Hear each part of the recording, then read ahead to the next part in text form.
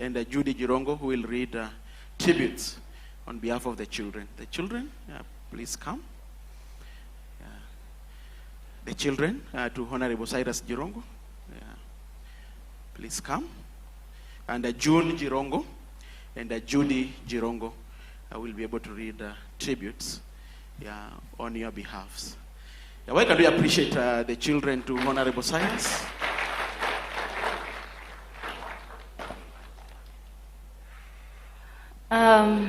Afternoon, Church. My name is June Jirongo, and I'll read my tribute, then hand over to Judy. Thank you. So, let me wait.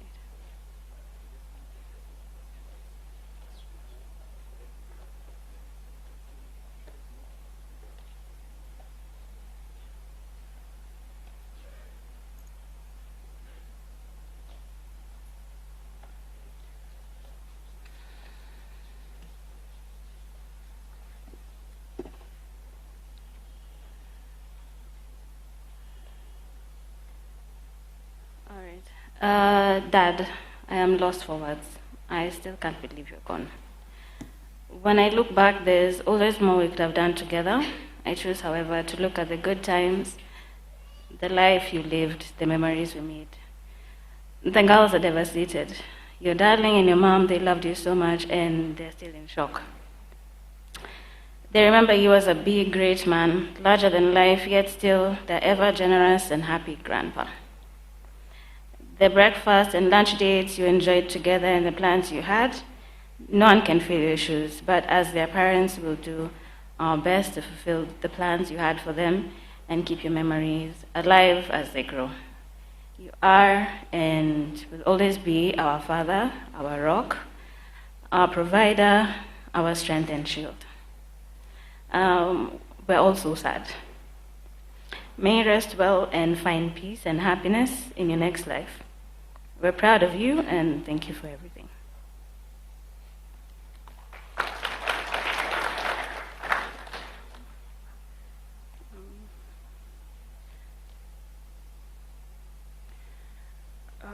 Good morning, church. My name is Judy Kalamwa. I have a tribute. This will take about 5 minutes, and we have a sister who's not here as well. Her name is Sally, and she asked us to read a poem on her behalf. To Dad, I can't comprehend that you're not here. I'm struggling to reconcile it. It's not loading, but I'm trying. My heart feels deaf. People are apologetic everywhere, but I don't understand why. It's like they see something that we don't. We saw you at Lee a couple of times. You looked like you were sleeping. Sharon, Tim, and I, we sat with you. We waited, and we just watched you. I'd like to go back to a time when we used to run after you after lunchtime so I can get a lift into town. I want to wake up early to find you before you go to work, sitting in the office, drinking black tea, so I can ask for 1K for the week. I want Auntie to tell me to stop wearing your socks. I want to say that I'm sorry where we disappointed you. We had so many things that we had wanted you to see. We wanted to show you what we could do on our own so that you could see how far we could go. Can't accept that you won't see them, so we choose to believe that you will. That when these things happen, God will allow you to see. So don't forget about us. We'll wait for you. I know that you're probably busy with the new task that you've been given, and it's much better where you are than it is here. But please make time to visit us, at least on the important days. We'll wait for you every day until we die. I look forward to seeing you again. Until then, stay safe, Dad. Just one more component To those who didn't know him, our father was a good man at heart. Like all men, he had his shortcomings. He was a man of extremes, extreme generosity, extreme compassion, and extreme grace for his children. And when things went wrong, sometimes they did go wrong in a big way. He was a man of high ideals and high expectations. As children, we looked up to him. As we grew older, we began to understand him. At times, we questioned him, but overall, we always deeply admired and consistently strove to make him proud. I believe that God sees him in his entirety, his heart, his spirit, his struggles, and the burdens that he carried, all of him. God is a great equalizer. I pray that he gives our Father grace and keeps him well. I thank God for the time that we had with our Father and for the Father that he gave us. I want to thank my dad for everything that he did for us. I am who I am because of him. I want to thank my mothers. Only God can repay them for what they've done for us. I thank my siblings. I'm grateful for you. Our extended family, his friends, and everyone who has supported us, be blessed. Can you allow me to read the poem that Sally had written? So this is from Sally. I tell myself to return to who I am, but grief has taken the shape I knew. I became myself beside my father, and without him I do not know my edges. Chimamanda Ngozi Adichie writes of bodies hurting in grief, tongues turning bitter, hearts racing beyond control. I feel all of this. Thick Nhat Hanh teaches calm in the storm of anger, a breathing back into the self, but my grief is a storm without a center, and I cannot find the self that I meant to return to.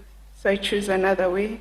I choose continuity, a tree that grows because he existed, love still alive, roots that hold the earth he once walked. I am my father's child. My ribs ache from crying, my heart runs away from me. My body has become a place of breaking, my mind a hive of bees. And the world goes on unchanged. The mail still comes, the sun still rises, people still speak of ordinary things. Life does not pause for my sorrow. Inside me, something has shattered. Grief says it's finished, my heart says it's not. Dad, I thought you were immortal. I thought you'd always be here. I thought you had mastered time. I thought you commanded it. You are larger than life itself. Thank you.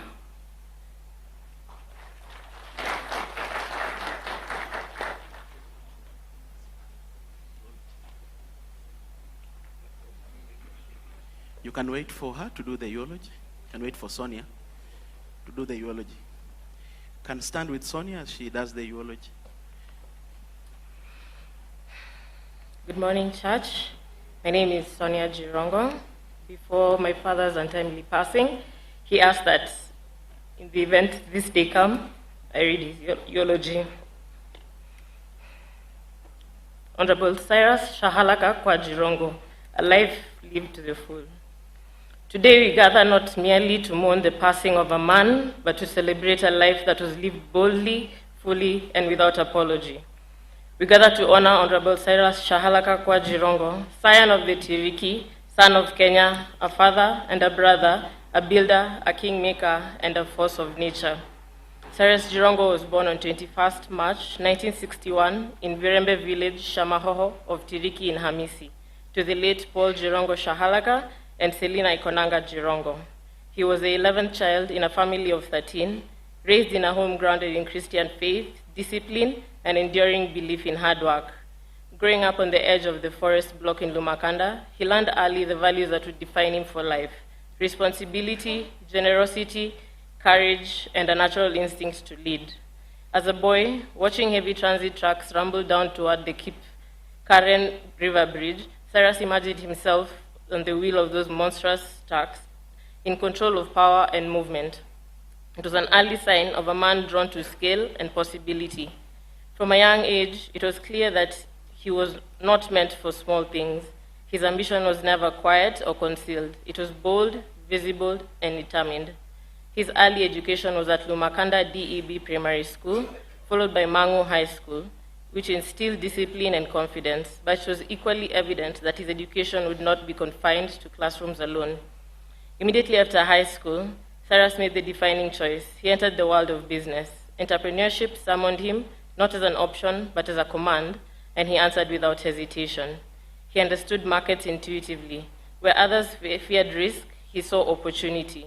He built, expanded, failed, rose again, and built bigger. In the early 1990s, he transformed Kenya's real estate landscape by pioneering affordable, spacious housing for the middle class at a time when such thinking was revolutionary. Hazina Estate, Saika Estate, Kemri Estate, and Ngata Rongai stand today as physical monuments to his vision. Beyond real estate, his footprint extended across energy, cement, production, logistics, finance, and later into African mining and carbon markets. Cyrus Jirongo did not merely participate in the economy, he helped to shape it. He believed that enterprise was not only about profit, but about dignity, jobs, and opening doors where none had existed. Though he learned relentlessly from experience, he also held a deep respect for formal education. He believed that knowledge was the one possession no one could ever take away. Later in life, he returned to the classroom, earning a higher national diploma in management from Cambridge University and an executive MBA from Jomo Kenyatta University of Agriculture and Technology. It was, however, in public life that Cyrus Jirongo became a national figure. In 1992, he was thrust onto the political stage as chairman of Youth for CAN 92, where he established himself as a master mobilizer, organizer, and strategist. His influence during his period was so pronounced that it put his as well business success in jeopardy and forced him into active politics. He served with distinction as chairman of AFC Leopard, as a member of Parliament for Lugari constituency for 2 non-consecutive terms, as Secretary for Internal Relations of Kano, and as Minister for Rural Development in Parliament and Cabinet. He believed leadership was practical work, connecting households to opportunity through roads, schools, clinics, water, power, and markets. A little story is told about how at the height of the post-2007 election violence, he rode on a black mamba bicycle persuading his constituents to take in internally displaced persons. Even when his electoral ambitions did not yield victory, he never retreated from public life. Cyrus Jirongo believed that leadership was not about winning once, but about standing up every time. He founded and led political parties out of deep conviction, believing fiercely in federalism, economic empowerment, and dignity for ordinary Kenyans across the nation. For his service, he was awarded the Order of the Golden Heart of Kenya, EGH, one of the nation's highest honors. Yet those who knew him best will tell you that titles mattered less to him than impact.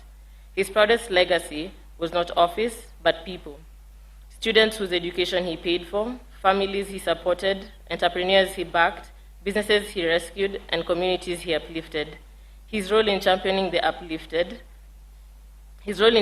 growth of Masinde Muliro University of Science and Technology remains a lasting gift to Western Kenya and the nation. Beyond public life, Cyrus Jirongo was above all a family man, a patriarch in the truest sense. He was husband to Anne Kanini, Christy Nyokabi, and Anne Lanoi, and a devoted father to many children, each carrying a piece of his spirit. To them, he was not a politician or tycoon. He was simply dad, loud, loving, demanding, generous, and present. He celebrated their victories loudly, corrected them firmly, and believed in them relentlessly. His multicultural children speak of a man who taught not through lectures but by example, a man who believed in courage, discipline, forgiveness, and laughter. His presence filled rooms, his humor disarmed tension, his voice carried authority. He gave freely, sometimes too freely, but always from a place of love. To his siblings, Cyrus was more than a brother. He was a pillar, a shield, a provider, and a pathfinder. He carried his family with him as he rose, never forgetting where he came from, never abandoning those behind him. In life as in death, he remained the center that held many together. Cyrus Jirongo lived as he was, authentic and unapologetic. He spoke the truth, he took risks, he failed publicly and rose again every time. He believed fiercely in possibility. He loved deeply and gave generously. Today, Kenya has lost a political giant. Western Kenya has lost a son. His family lost a husband, a father, a brother, and a protector. But loss is not the final word on the Cyrus Jirongo story. He leaves behind something stronger than absence: legacy. legacy in the lives transformed, legacy in the courage passed on, legacy in the children who carry his name and his fire. His voice may be silent, but his impact still speaks. His life was full, his race is run, and his legacy endures.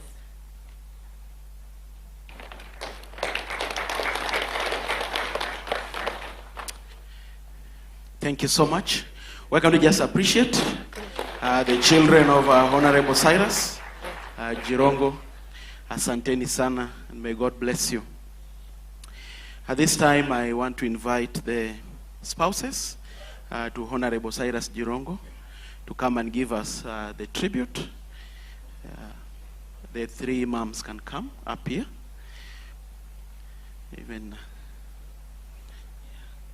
Let's appreciate them as they come. Karibuni.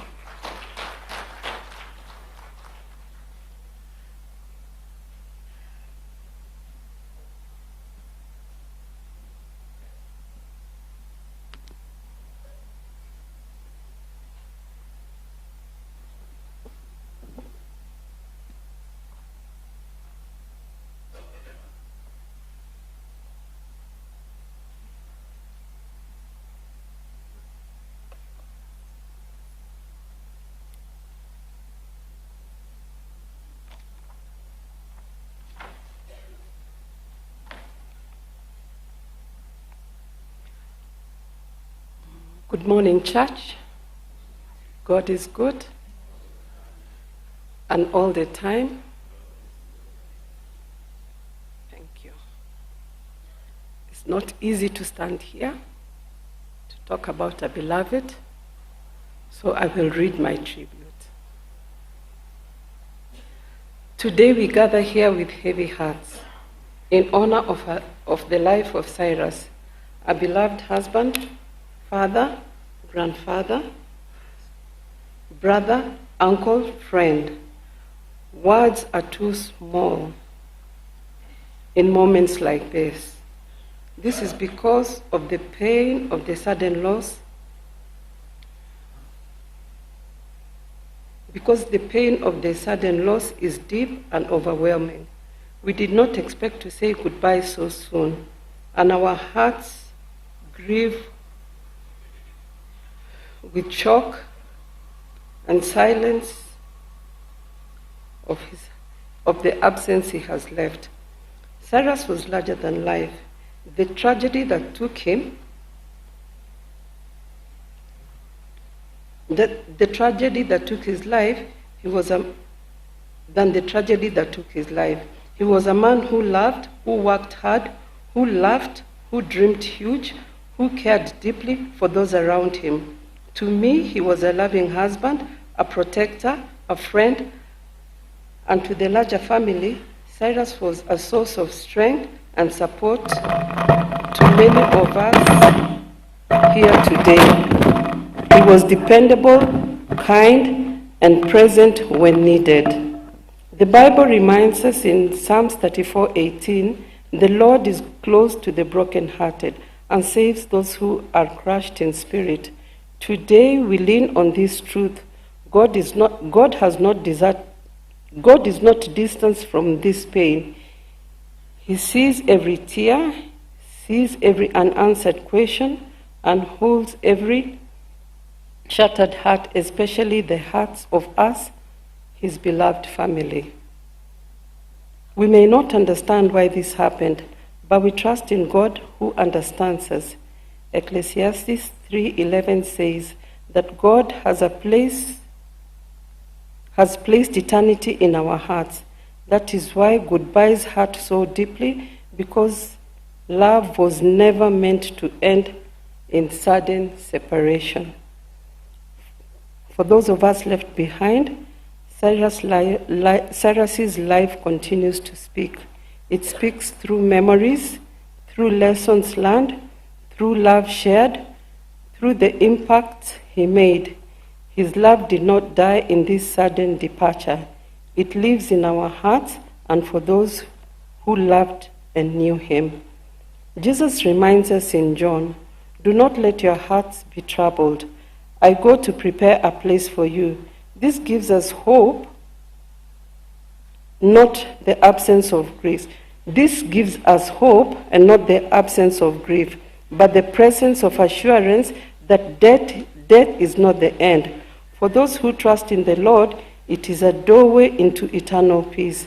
And to us all, let us honor Cyrus by loving more deeply, intentionally, and forgiving freely.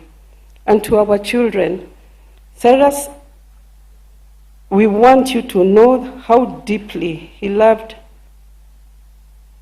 today and always. Your father was very proud of you. He loved you.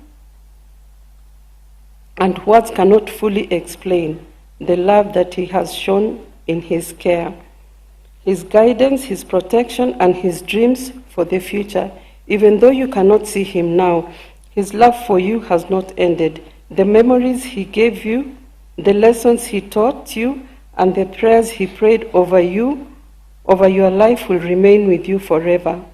No accident can take away the bond between a father and his children.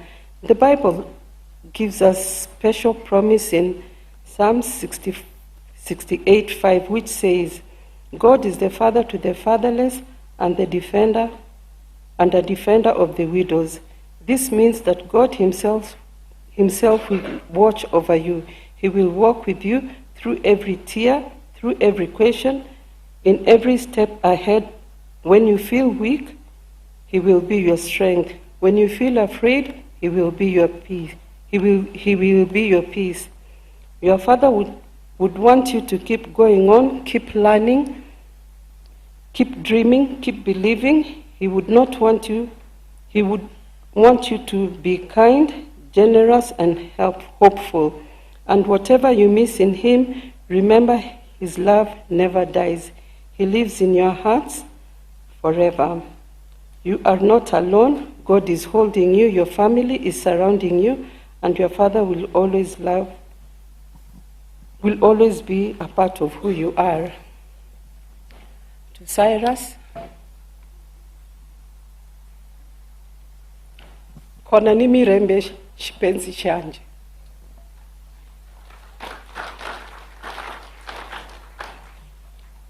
Good morning, church. God is good. That morning, early in the morning when Anne called me, what she was speaking and telling me through the phone was totally unthinkable. For the first time in my life, I could hear my heart pounding in my ears. To read his tribute, we are not able to encompass Cyrus in just a page. In fact, we would need a book, Volume 1, Volume 2, and Volume 3 to be able to capture exactly who Cyrus was. I will read my tribute. My name is Christine Nyokabi. CJ the Man, that is what they called you in the early 90s, a name that perfectly captured a personality larger than life. To the world, you are fearless, bold, and courageous, unpretentious, and unapologetically honest.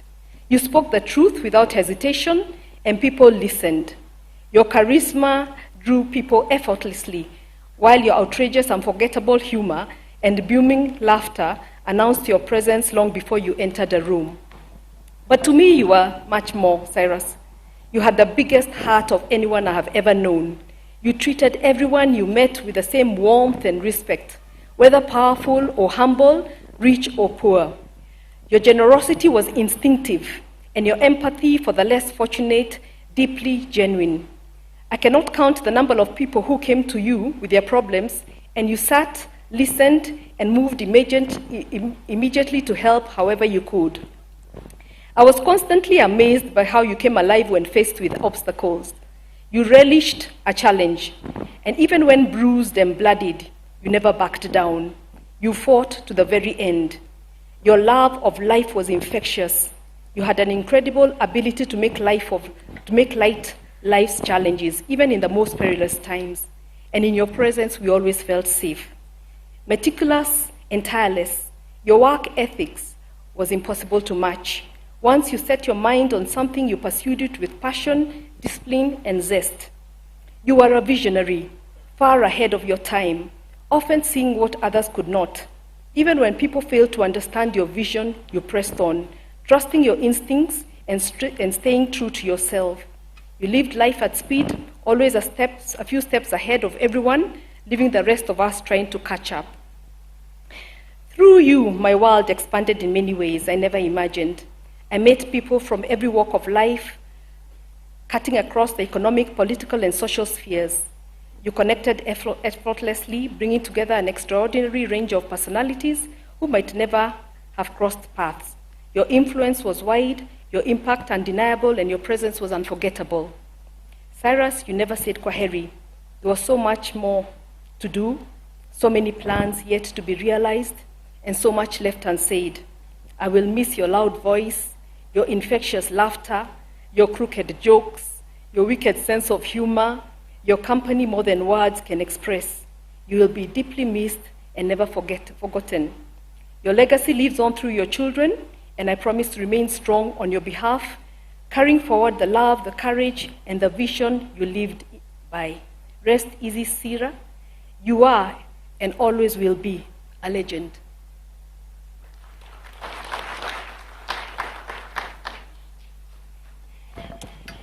Good morning, church. Bwana asifiwe. Yeah, my name is Anne Lanoy.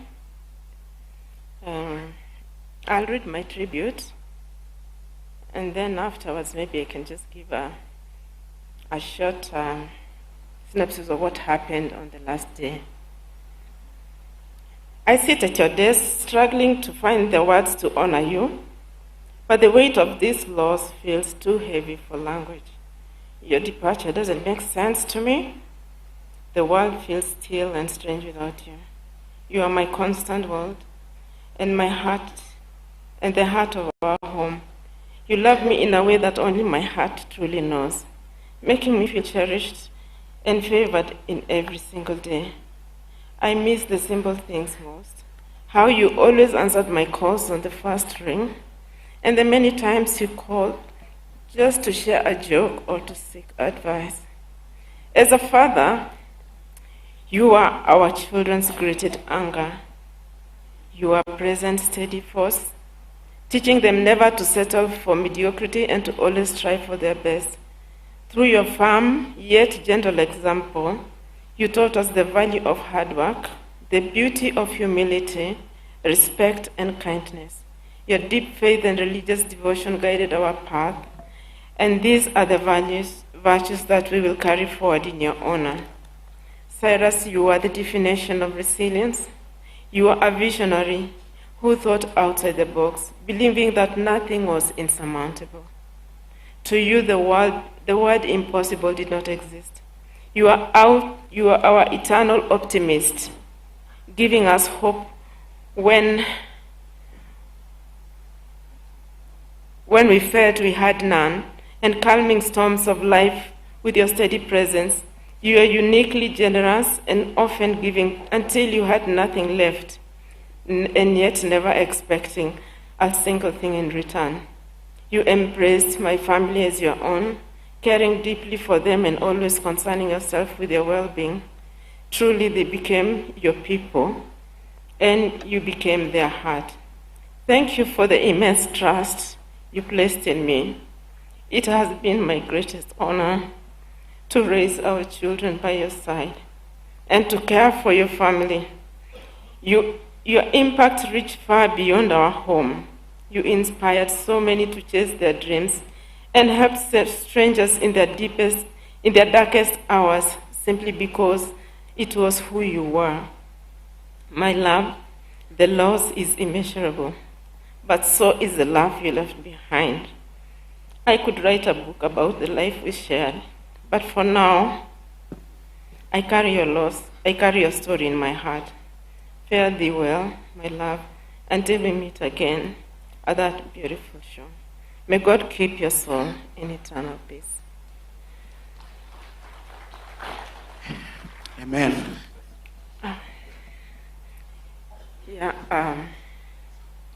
On 12th of December, that was Jamhuri Day, Cyrus called me at around 12:34, and we spoke for about 3 minutes and 45 seconds. He called again at around 2:30 and asked me where I was. And I told him that I was in the supermarket. He said he wanted to see me. So he drove to where I was. When he reached the parking, he called me and told me he was outside. So I just put the trolley aside and went to see him. I sat in the car, we had a conversation, and then he left. He told me he was going back to the office to build his castles. He told me, I'm going to dream and build my castles in the office, but later I'll be going to see the Honorable Speaker, Wetangula.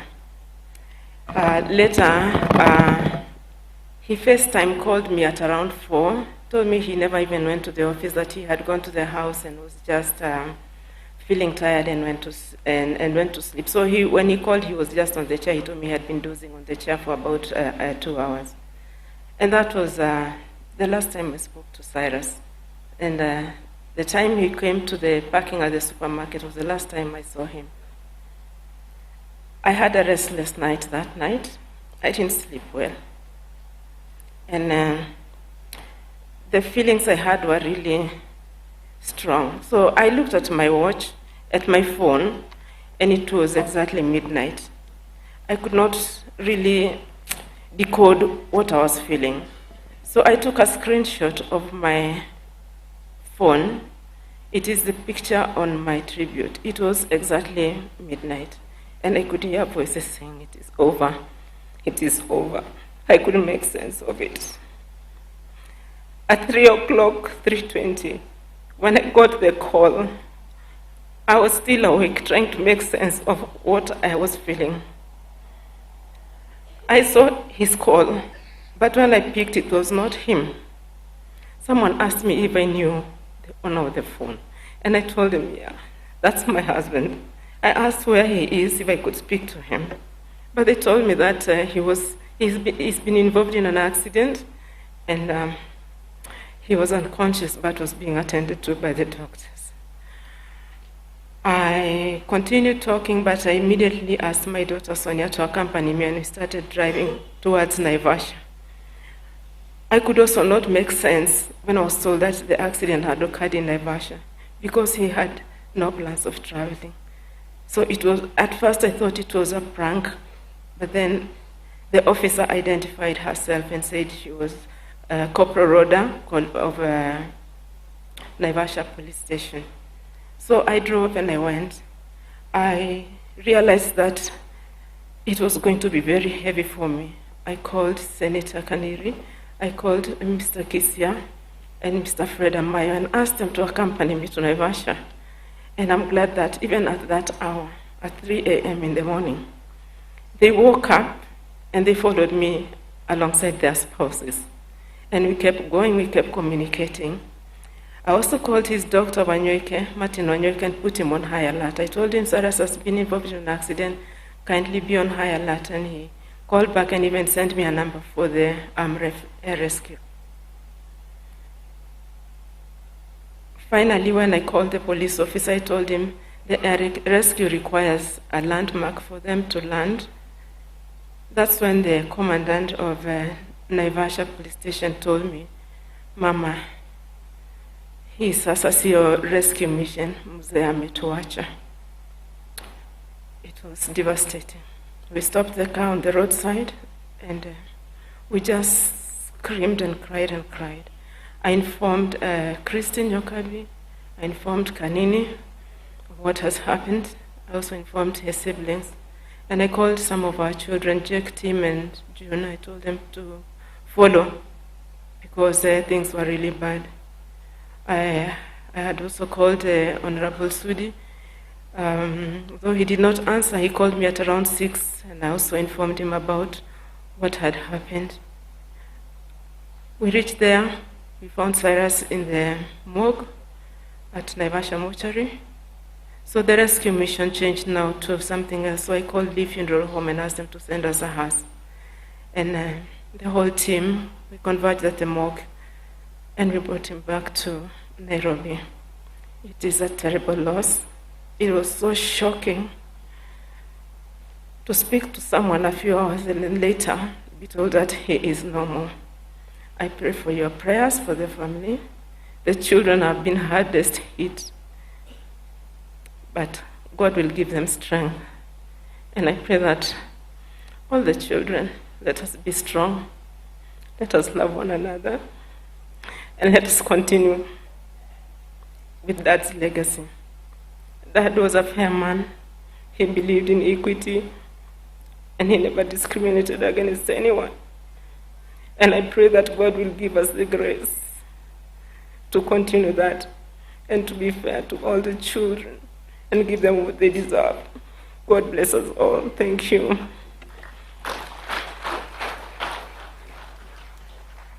Amen. Let's appreciate the spouses. To Honorable Cyrus Jirongo. Yeah, thank you so much.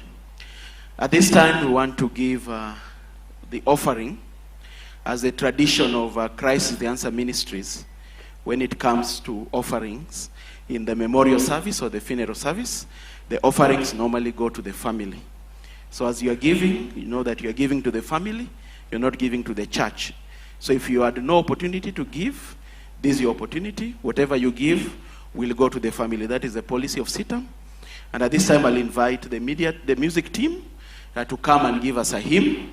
And then we have ushers who will be bringing some bags. And again, also for those who are giving digitally, the details are on the screen. So you are giving to the family. So that whatever you give is going to the family.